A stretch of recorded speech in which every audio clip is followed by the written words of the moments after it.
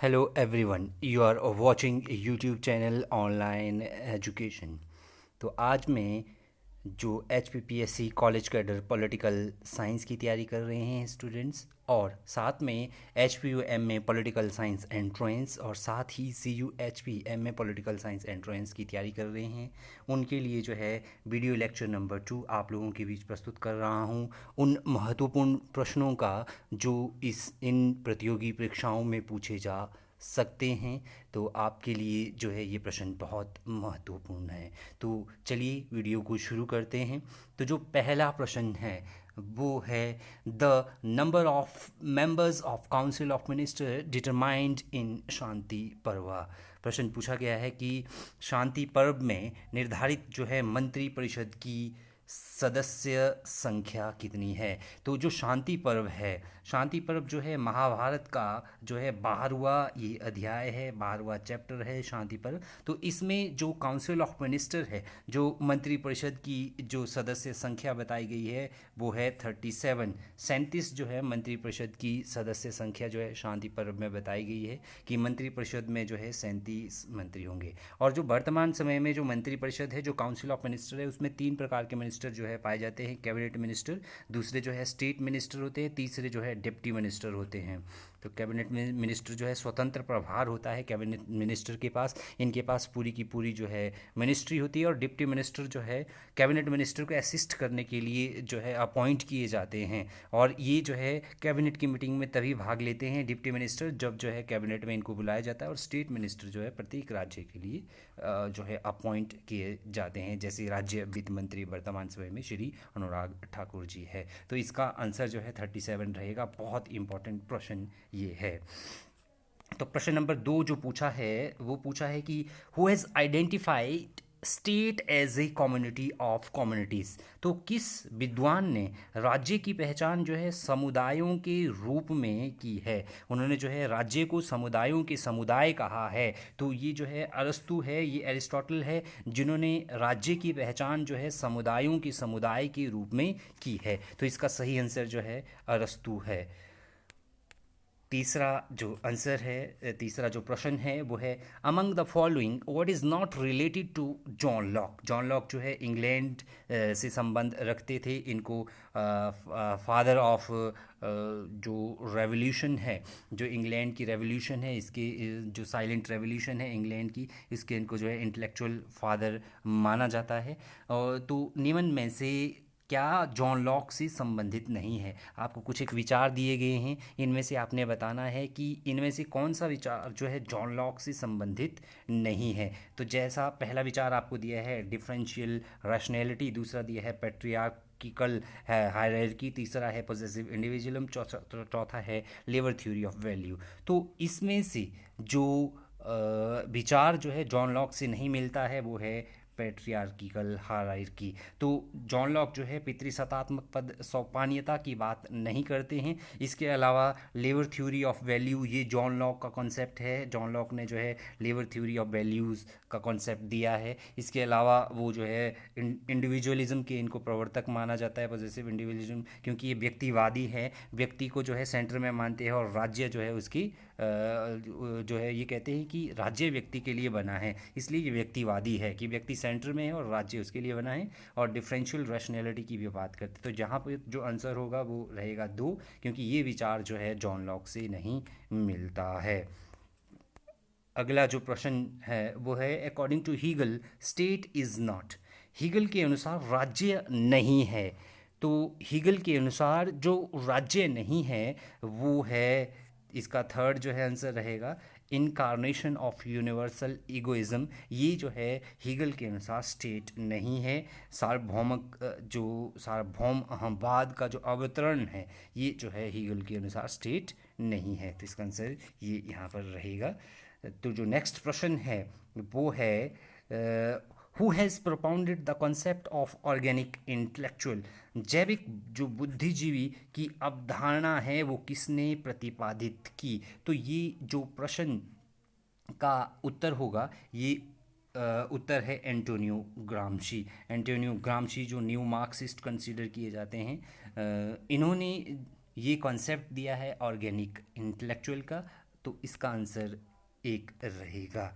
प्रश्न नंबर 6 पूछा है, who has differentiated Hindutva political ideology from Hinduism. तो एक राजनीतिक विचारधारा के रूप में हिंदुत्व को किसने हिंदूवाद से भेद किया है? तो इसका आंसर जो है 3 है, वी डी सावरकर जी ने हिंदुत्व को जो है हिंदूवाद से भेद किया है। तो 6 का आंसर जो है 3 रहने वाला है।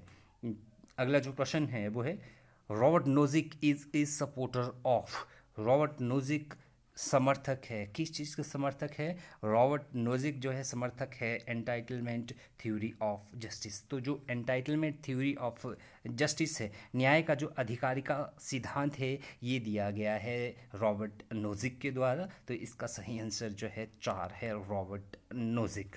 अगला जो प्रश्न है आपको जो है यहाँ पर पूछा है, addressing whom the theory of two swords presented by the Pope Gelasius one. Pope Gelasius प्रथम ने जो 2 तलवारों का सिद्धांत है, टू स्वॉर्ड थ्योरी जो है मेडिवल कॉन्टेक्स्ट में आई थी, जब जो है सेंट अगस्टाइन और सेंट थॉमस एक्वानास और सेंट थॉमस अगस्टाइन जो है मेडिवल के समय की जो है बहुत महत्वपूर्ण प्रोपाउंडर है थ्योरी ऑफ टू स्वॉर्ड्स। तो यहाँ पर लिखा है कि पोप ग्लेशियस प्रथम ने 2 तलवारों का जो सिद्धांत है, इसे जो है किसे संबोधित जो है कर जो है प्रस्तुत किया गया है? तो इसका सही आंसर है एम्परर ऑफ जो है कॉन्स्टेंटिनोपल। तो आंसर जो है इसका वो है, कुस्तुनिया की जो है सम्राट को पोप गैलेशियस प्रथम ने 2 तलवारों का सिद्धांत जो है संबोधित कर प्रस्तुत किया था। तो इसका आंसर यहाँ पर 4 रहेगा। अगला जो प्रश्न है वो है, who identified historicism as the root cause of the decline of political theory. तो ये प्रश्न भी बहुत इंपॉर्टेंट है, ये बहुत सारे एग्जाम में पूछा जाता है, डिक्लाइन ऑफ पॉलिटिकल थ्योरी। तो इसको आप बहुत अच्छे से तैयार कर लें। तो यहाँ पर पूछा गया है, किसने इतिहासवाद को जो है हिस्टोरिसिज्म को राजनीतिक सिद्धांत के पतन का जो डिक्लाइन ऑफ पॉलिटिकल थ्योरी की डिबेट है, कुछ रिवाइवल मानते हैं, रिसर्जेंस मानते हैं 1970s के बाद, और कुछ विद्वान मानते हैं कि 1940s के बाद जो है जो राजनीतिक सिद्धांत है उसमें जो है पतन आना शुरू हो गया है। तो 9 का जो आंसर रहेगा वो है 2। डेविड ईस्टन जो है 5-6 कारण बताते हैं जिससे जो है 1940s के बाद जो है राजनीतिक सिद्धांत का जो है पतन होना शुरू हो गया था। उनका मानना है कि कार्ल मार्क्स से प्लेटो से लेकर कार्ल मार्क्स तक का जो राजनीतिक सिद्धांत था वो बहुत जो है महत्वपूर्ण था, और उनके द्वारा जो दिए गए सिद्धांत थे वो भी अव्वल दर्जे के थे। लेकिन अब जो है राजनीतिक सिद्धांत का पतन हो रहा है, तो उसका कारण वो एक जो है ये भी मानते हैं हिस्टोरिसिज्म को। तो इसका आंसर जो है 2 रहेगा, डेविड ईस्टन जो है इसका आंसर सही रहेगा। अगला जो प्रश्न है वो है, identify the wrong fair of model of democracy it's supporters and thinker. तो आपको जो है ये बताना है कि लोकतंत्र की प्रतिरूप एवं इसके समर्थक जो विचारक है उनके जो है जो त्रुटिपूर्ण जो जोड़ा है, जो युग्म है, उसको अंकित करना है। तो 10 का आंसर जो है यहाँ पर 3 है। डेवलपमेंट जो डेमोक्रेसी है वो बेंथम का कॉन्सेप्ट नहीं है, बाकी सारे के सारे सही है। सोशल डेमोक्रेसी के बाद टॉक्केविली करते हैं, डी टॉक्केविली, और जो है पॉलिटिकल डेमोक्रेसी के बाद एडवर्ड शील्स करते हैं, और पार्टीलेस डेमोक्रेसी की बात जयप्रकाश नारायण करते हैं। ये आपने याद रखना है। तो यहाँ पर जो इसका आंसर रहेगा कि रॉन्ग पेयर जो यहाँ पर है वो जो है 3rd है, जो है डेवलपमेंटल डेमोक्रेसी। तो अगला जो प्रश्न है वो है, The 4 goals of study of comparative politics mentioned by Almond and Pavel do not include। तो तुलनात्मक राजनीति के अध्ययन के आलमंड एवं पावेल द्वारा जो उल्लिखित 4 लक्ष्य है उनमें इनमें से कौन सा शामिल नहीं है? तो इसका आंसर जो है 1 रहेगा। सर्च फॉर प्योर साइंस, ये जो है आलमंड और पावेल के द्वारा उल्लिखित जो 4 लक्ष्य है तुलनात्मक राजनीति की उसमें नहीं है। बाकी जो है ये है search for more comprehensive scope, ये है सर्च फॉर रियलिज्म, ये भी है सर्च फॉर प्रिसीजन, ये भी जो है इसके लक्ष्य है। तो जो लक्ष्य नहीं है वो है सर्च फॉर प्योर साइंस। अगला जो प्रश्न है वो है, what is not feature of Marxist approach to the study of comparative political science. तुलनात्मक राजनीति के अध्ययन की जो मार्क्सवादी उपागम की विशेषता इनमें से क्या नहीं है, वो आपने बताना है। तो 12 का जो आंसर है वो है 4। सर्च फॉर स्टैटिस्टिक्स, ये जो है मार्क्सिस्ट अप्रोच की फीचर नहीं है कंपैरेटिव पॉलिटिक्स को स्टडी करने के लिए। बाकी कॉन्सेप्चुअल स्टेबिलिटी ये है, हिस्टोरिकल सेटिंग ये भी है, और इंटीग्रेटिंग मेथोडोलॉजी ये सारे की सारे हैं। तो यहाँ पर आंसर रहेगा 4। अगला जो प्रश्न है वो है which among the following is not a feature of constitutionalism. तो ये भी बहुत महत्वपूर्ण प्रश्न है। कॉन्स्टिट्यूशनलिज्म से भी बड़े सारे प्रश्न पूछे जाते हैं, तो इस कॉन्सेप्ट को भी आप बहुत थॉरोली तैयार कर लें। निम्नलिखित में से कौन सी संविधानवाद की विशेषता नहीं है? तो इसका आंसर जो है 2 है, विधायिका की सर्वोच्चता, सुप्रीमेसी ऑफ लेजिस्लेचर। ये कॉन्स्टिट्यूशनलिज्म की विशेषता नहीं है। बाकी सेपरेशन ऑफ पावर ये है इसकी विशेषता, bill of rights for citizen ये भी, और रिस्पॉन्सिबल गवर्नमेंट ये भी। अगला प्रश्न, among the following what is not a feature of federal government. निम्न में से क्या संघात्मक सरकार की विशेषता नहीं है? तो इनमें जो संघात्मक सरकार की विशेषता नहीं है वो है rule of law. Rule of law, संघात्मक जो शासन व्यवस्था है उसमें शासन की समस्त शक्तियां केंद्र और राज्य सरकारों में विभाजित होती है, और संविधान के द्वारा जो है राज्य और केंद्र सरकारों में जो पावर्स है, जो शक्तियां हैं शासन चलाने की, नीति नियम बनाने की शक्तियां जो है वो इक्वली डिवाइड की गई होती है। तो इसमें जो है डिवीज़न ऑफ पावर होता है, शक्तियों का वितरण केंद्र और राज्यों में होता है, और सुप्रीमेसी ऑफ कॉन्स्टिट्यूशन होती है, क्योंकि कॉन्स्टिट्यूशन के द्वारा ही डिवीज़न ऑफ पावर होता है सेंटर और स्टेट्स में। और कॉन्स्टिट्यूशन अगर सेंटर और स्टेट में कोई डिस्प्यूट उत्पन्न होता है तो वो जो है जुडिशरी के द्वारा जो है दूर किया जाता है, और जुडिशियल रिव्यू का कॉन्सेप्ट तो रहता ही है। और भारतीय संविधान में जो जुडिशियल जो न्यायिक पुनरीक्षण है, न्यायिक पुनरीक्षण का मेन अर्थ ये है कि जो न्यायपालिका है वो विधान पालिका, लेजिस्लेचर, और जो है विधान पालिका और एग्जीक्यूटिव के बनाए गए ऐसे कानूनों को खारिज या रद्द घोषित कर सकती है जो संविधान या संविधान के किसी अनुच्छेद के विरुद्ध हो। अगर कोई ऐसा कानून जो है स्टेट लेजिस्लेचर बनाता है या सेंट्रल लेजिस्लेचर बनाता है जो संविधान या संविधान के तय नियमों के विरुद्ध है, तो जुडिशियल रिव्यू के तहत जो है जो हमारी जो सर्वोच्च न्यायपालिका है, उच्चतम न्यायालय जिसको हम सुप्रीम कोर्ट कहते हैं, वो ऐसे कानूनों को रद्द घोषित कर सकता है। लेकिन यहाँ पर जो फीचर नहीं है फेडरल गवर्नमेंट की वो है rule of law. Rule of law जो है डेमोक्रेटिक फॉर्म ऑफ गवर्नमेंट का सबसे बड़ा हथियार है, कानून का शासन, जिसके तहत जो है सभी लोगों को एक समान समझा जाता है और किसी भी व्यक्ति के साथ जो है किसी प्रकार का भेदभाव नहीं किया जाता है, और जो भी व्यक्ति गुनाह करता है सबको एक समान दंड दिया जाता है।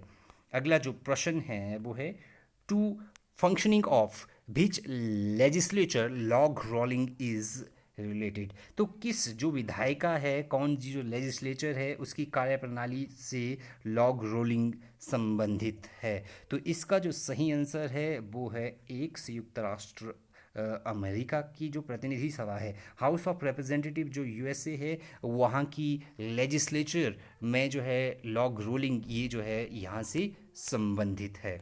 अगला जो प्रश्न है वो है the president of France is elected through. तो जो फ्रांस का राष्ट्रपति है वो कैसे चुना जाता है, ये प्रश्न पूछा गया है। इसका आंसर जो है 3 है।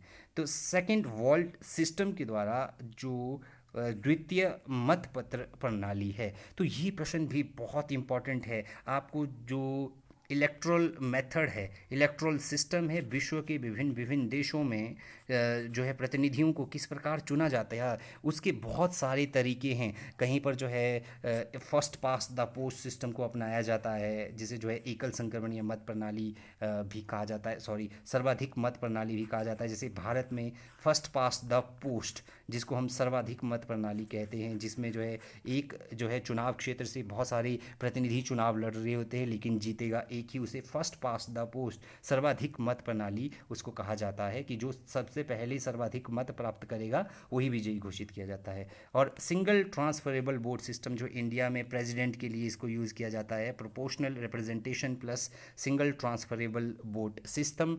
और इसके अलावा जो है अल्टरनेटिव वोट सिस्टम, ये भी एक जो है इलेक्शन का मेथड है। और लिस्ट सिस्टम जो है, सूची प्रणाली भी जो है विभिन्न देशों में प्रतिनिधियों के चुनाव के लिए यूज़ की जाती है। तो आपको पता होना चाहिए लिस्ट सिस्टम कौन से देश में यूज़ की जाती है। तो यहाँ पर जो प्रश्न पूछा है वो है फ्रांस का राष्ट्रपति चुना जाता है, तो वो चुना जाता है द्वितीय मत प्रणाली से, सेकंड वॉलेट सिस्टम से। अगला जो प्रश्न है वो पूछा गया है, ये पूछा गया है कि कार्ल डायश के राजनीतिक संचार सिद्धांत को दो आधारभूत जो अवधारणाएं हैं, there are two fundamental concepts of Karl Deutsch political communication theory. तो कम्युनिकेशन थ्योरी भी बहुत इम्पॉर्टेंट है। इसके जो है वन इज़ इंफॉर्मेशन, इसका जो एक एस्पेक्ट्स है वो इंफॉर्मेशन है, दूसरा पूछा गया है। तो जो दूसरा इम्पॉर्टेंट कॉन्सेप्ट है इसका वो है फीडबैक, और जो है इसका प्रतिसंभरण। तो दूसरा जो फंडामेंटल इम्पॉर्टेंट कॉन्सेप्ट है उनकी पॉलिटिकल कम्युनिकेशन थ्योरी का वो है इंफॉर्मेशन के साथ जो है फीडबैक। ये जो है आप ज़रूर लर्न कर लें। नेक्स्ट प्रश्न, in his concept of residues Vilfredo Pareto identify coercion as. अवशेषों की अपनी संकल्पना में विल्फ्रेडो प्रेटो ने बल प्रयोग को बताया है। तो जो उन्होंने कॉन्सेप्ट ऑफ रेजिड्यूज दिया है उसमें उन्होंने जो है बल प्रयोग को, कोअर्शन को क्या दर्शाया है। 18 का जो आंसर है वो है समुच्चय सातत्य, परसिस्टेंस ऑफ एग्रीगेट्स इन्होंने इसको कहा है। तो 18 का आंसर जो है 3 रहेगा। नेक्स्ट प्रश्न 19, the following what is not a category of power discussed bye max weber. तो मैक्स वेबर को थ्योरी ऑफ ब्यूरोक्रेसी इनकी आपने लर्न कर लेनी है, ये बहुत इंपॉर्टेंट है, इसमें से भी प्रश्न पूछे जाते हैं। 19 का जो आंसर रहेगा निम्न में से क्या मैक्स वेबर द्वारा वर्णित शक्ति की श्रेणी में शामिल नहीं है। तो मैक्स वेबर जो है आइडियोलॉजिकल पावर की बात वो नहीं करते हैं, क्रिज्मेटिक पावर की वो बात करते हैं कि एक नेता का क्रिज्मा जो है ब्यूरोक्रेसी को रन कर सकता है। ट्रेडिशनल अथॉरिटी की वो बात करते हैं, रैशनल लीगल अथॉरिटी की वो बात करते हैं। तो ये तीनों कॉन्सेप्ट जो है उनकी थ्योरी ऑफ ब्यूरोक्रेसी में हैं।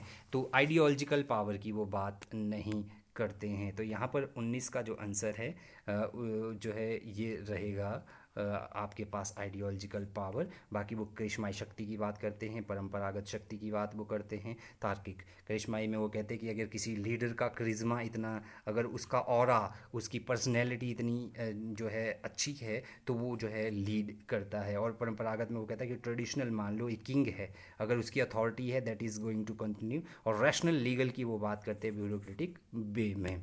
तो ये भी बहुत इंपॉर्टेंट है। अगला जो प्रश्न आपसे पूछा गया है वो है, due to everlasting contradictions who has presented the doctrine of permanent revolution. सदैव मौजूद रहने वाले अंतर विरोधों के निरंतर के कारण जो है निरंतर क्रांति का सिद्धांत किसने दिया। फिर से रिपीट कर रहा हूँ, सदैव मौजूद रहने वाली अंतर विरोधों के कारण the everlasting contradiction who has presented the doctrine of permanent revolution. तो परमानेंट रेवोल्यूशन की बात करते हैं माओ त्से तुंग। ये मैं पहले भी कह चुका हूँ, माओ त्से तुंग को हम मॉडर्न चाइना के फादर कहते हैं, जिस चाइना का निर्माण 1948 में जो है आधुनिक चाइना का, और इनको जो है चाइना की जो सांस्कृतिक क्रांति है, कल्चरल रेवोल्यूशन का, उसका भी इनको फादर माना जाता है। और इनकी थ्योरी ऑफ परमानेंट रेवोल्यूशन ये बहुत फेमस है। गोरिल्ला वॉर के भी ये प्रवर्तक है। इसके अलावा अन्य जो प्रश्न है वो है, Nehru report did not include. तो इनमें से नेहरू रिपोर्ट में क्या शामिल नहीं था। तो 21 का आंसर जो है यहाँ पर रहेगा, सेपरेट इलेक्टोरेट की बात नेहरू जी नहीं करते थे, पृथक निर्वाचक मंडल की बात नेहरू जी नहीं करते थे, संसदीय सरकार की वो बात करते थे, औपनिवेशिक स्वराज डोमिनियन स्टेटस की वो बात करते थे भारत के लिए, और संघीय योजना की भी वो बात करते थे। अगला जो प्रश्न है वो है, करेक्ट पेयर हमने बताना है इनमें से कौन सा है। Correct sequence of various destination values mentioned in preamble. संविधान की उद्देश्यता में जो है उल्लिखित विभिन्न गंतव्य मूल्यों का सही क्रम हमने बताना है क्या। तो इसका जो सही आंसर है वही ये। इसके लिए सिंपल एक फॉर्मूला आप याद रखिए, JLEF, जे से जस्टिस, एल से लिबर्टी, ई से इक्वालिटी और एफ से फ्रेटर्निटी। तो ये जो है सही सीक्वेंस है जब आप भारत की प्रियम्बल को पढ़ते हैं, तो ये इसका सही आंसर है। अगला प्रश्न पूछा गया है, consider the following statements regarding constitutional amendment. तो कॉन्स्टिट्यूशनल जो अमेंडमेंट है वो आर्टिकल 368 में है भारतीय संविधान की। तो आपको जो है इनमें से करेक्ट सीक्वेंस जो है बतानी है। तो जो करेक्ट सीक्वेंस है वो है 2 बी और सी। ठीक है, तो article 368 only describe the procedure of constitutional amendment not power in the parliament, ये गलत है। बाकी जो है first constitutional amendment was enacted by unicameral parliament, ये ठीक है। The assent of president to such constitutional amendment is only ceremonial, तो ये भी बिल्कुल जो है सही है। तो हिंदी में भी आप इसको देख सकते हैं, बी और सी जो है सही आंसर है। पहला संवैधानिक संशोधन जो है एक सदनात्मक संसद द्वारा पारित किया गया, ये सही है। ऐसे संवैधानिक संशोधनों के लिए राष्ट्रपति की स्वीकृति की अनुमति केवल रस्मी है, अर्थात राष्ट्रपति को स्वीकृति देनी ही पड़ती है, वो एक रस्म की तरह है, मना नहीं कर सकते वो। नेक्स्ट प्रश्न, the sarpanch addresses his resignation to. तो जो सरपंच है वो अपना त्यागपत्र जो है किसे संबोधित करता है। तो जो प्रधान है वो अपना रेजिग्नेशन जो है किसको सौंपते हैं। इसका जो सही आंसर है वो है विकास अधिकारी। जो विकास अधिकारी होते हैं, जो वीडियो होते हैं, ब्लॉक डेवलपमेंट ऑफिसर होते हैं, जो सरपंच है उनको अपना जो है त्यागपत्र संबोधित कर सकते हैं अगर वो रेजिग्नेशन देना चाहते हैं। अगला प्रश्न पूछा है, identify the correct pair of state and movement to create new state there in. आपके पास जो है कुछ एक स्टेट दिए गए हैं और नए राज्य के निर्माण के लिए इन आंदोलनों में जो त्रुटिपूर्ण योग है, जो जोड़ा है, उसे जो है हमें पहचानना है। तो 27 का जो आंसर है, जैसे आपके पास पूछा गया है वेस्ट बंगाल जो है कामतापुर, तमिलनाडु कूर्ग, बिहार जो है मिथिलांचल, उत्तर प्रदेश जो है पूर्वांचल। तो 27 का जो सही आंसर है वो है 2। यहाँ पर जो इनकरेक्ट पेयर है वो है तमिलनाडु और कुर्ग, बाकी पश्चिम बंगाल कामतापुर ये सही है, बिहार मिथिलांचल ये सही है, उत्तर प्रदेश पूर्वांचल ये युगम सही है। अगला जो प्रश्न है वो है, the proposed nuclear power project facing mass protest in Jaitpur is situated in. तो जन प्रतिरोध का जो सामना कर रहे थे जैतपुर में प्रस्तावित जो नाभिकीय शक्ति परियोजना स्थित है वो कौन से राज्य में स्थित है। तो ये स्थित है महाराष्ट्र में, जिसका विरोध हो रहा था। इसका सही आंसर जो है महाराष्ट्र। तो थैंक यू वेरी मच।